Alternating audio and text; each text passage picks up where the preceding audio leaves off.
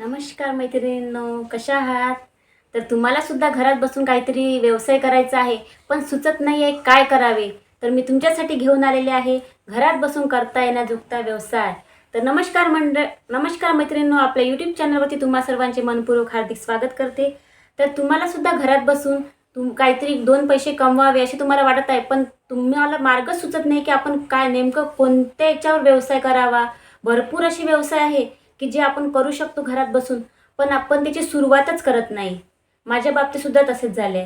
मी सुद्धा हे करते ते करते असे करत करत खूप दिवस लोटले, पण फायनली मी उलन रंगोली मॅटचा व्यवसाय सुरू केला आणि उलन रंगोली मॅटसोबत मी पाईप क्लीनरचे फ्लावरसुद्धा बनवते. जर तुम्हाला सुद्धा उलन रंगोली मॅटचा व्यवसाय करायचा असेल, अशा प्रकारच्या उलनच्या रांगोळ्या बनवायच्या असेल, अशा प्रकारच्या रांगोळ्या जर बनवायच्या असेल तर त्यासाठी कोणते साहित्य लागते, काय लागते हे तुम्हाला माहीत नसेल तर व्हिडिओ कुठेही स्किप न करता व्हिडिओ पूर्ण बघा. तर आपल्याला आता घरात बसून व्यवसाय करायचा आहे, पण आपल्याला उलन रंगोली मॅटचा जर व्यवसाय करायचा असेल तर त्यासाठी काय लागते, तर त्यासाठी लागते आपल्याला हे अशा प्रकारचे उलन. याला म्हणतात फर उलन. बघा, वेगवेगळे कलर्समध्ये हे उलन मिळतात. सगळ्यात महत्त्वाचा पार्ट म्हणजे आपल्या रांगोळीचा ह्या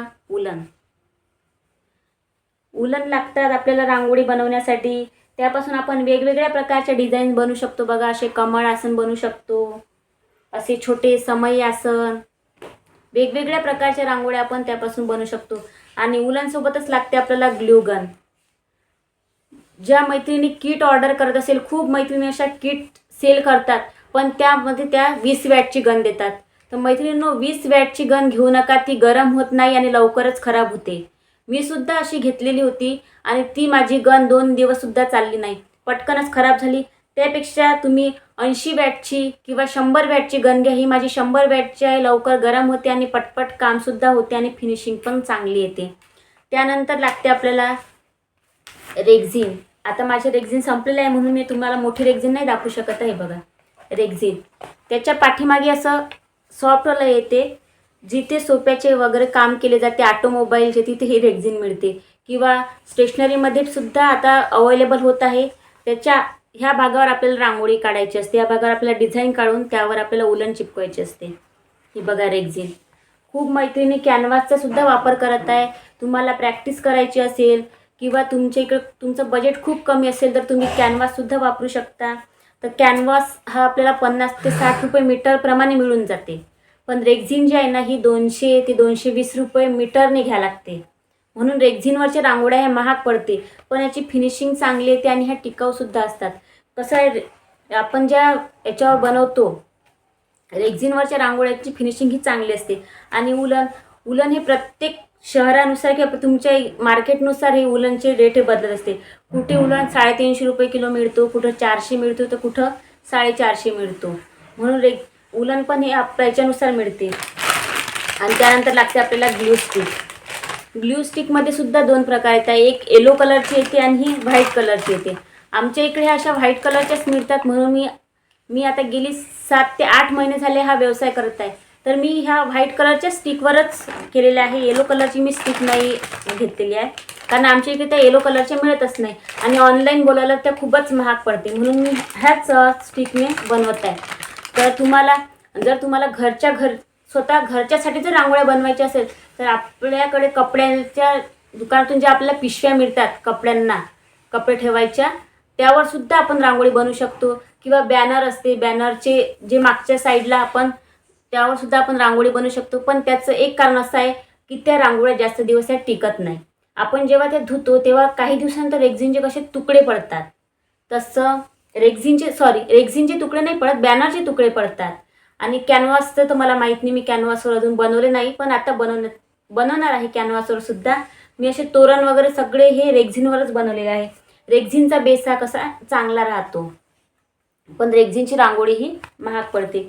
तर तुम्हाला सुद्धा अशा प्रकारच्या रांगोळ्या बनवायच्या असेल तर तुम्ही आजच हे मटेरियल खरेदी करा आणि रांगोळी बनवा. कारण आता गौरी गणपती, दिवाळी, दसरा ह्या सणांमध्ये ह्या रांगोळ्यांची खूप जास्त डिमांड असते आणि खूप ट्रेंडिंगमध्ये ह्या रांगोळींचा व्यवसाय चालू आहे.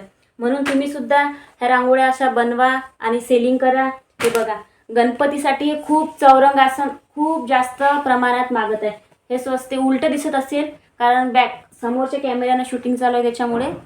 पण हे उलटं नाही आहे, सरळच आहे. अशा प्रकारच्या चौरंगासनची तर खूपच डिमांड आहे.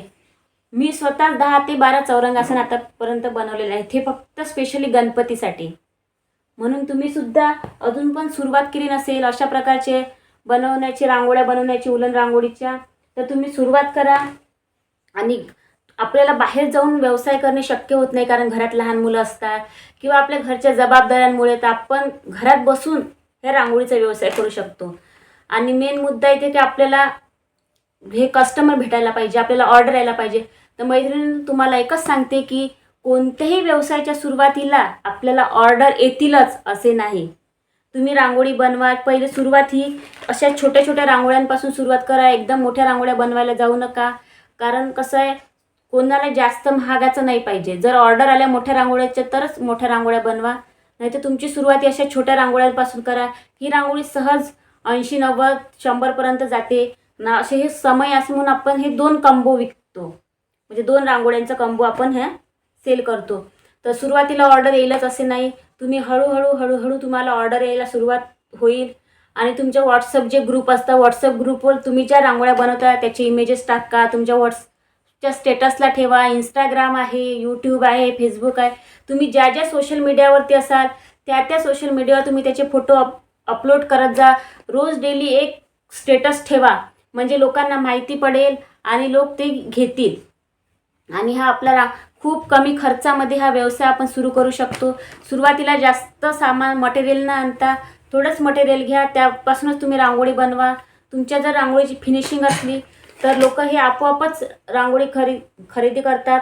कारण प्रत्येकाला प्रत्येक वेळीस एका वेळीसच 10 ते 15 ऑर्डर येईल असे नाही. तुम्ही सातत्य ठेवा.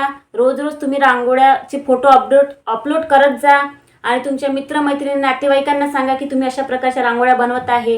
ह्या रांगोळ्या वॉशेबल आहे आणि तुमची वेळसुद्धा वाचवते. तुम्हाला रांगोळी काढता येत नाही तर तुम्ही अशा प्रकारच्या रांगोळ्या घेऊ शकता. असे तुम्ही त्यांना सजेस्ट करा, त्यांना कन्व्हिन्स करा तुमच्या रांगोळ्या घेण्यासाठी. आणि ह्या रांगोळ्या वॉशेबलसुद्धा आहे. तर तुम्ही सुद्धा अजून हा व्यवसाय सुरू केला नसेल तर हा व्यवसाय नक्कीच सुरू करा. आज करू उद्या करू असे दिवस न घालवता नक्कीच तुम्ही या व्यवसायाला सुरुवात करा. जर चॅनलवर नवीन असाल तर चॅनलला सबस्क्राईब करा. व्हिडिओ आवडला असेल तर व्हिडिओला लाईक करा आणि हाईपसुद्धा द्या. तर भेटूया अशाच पुढच्या माहितीपूर्ण व्हिडिओमध्ये. धन्यवाद.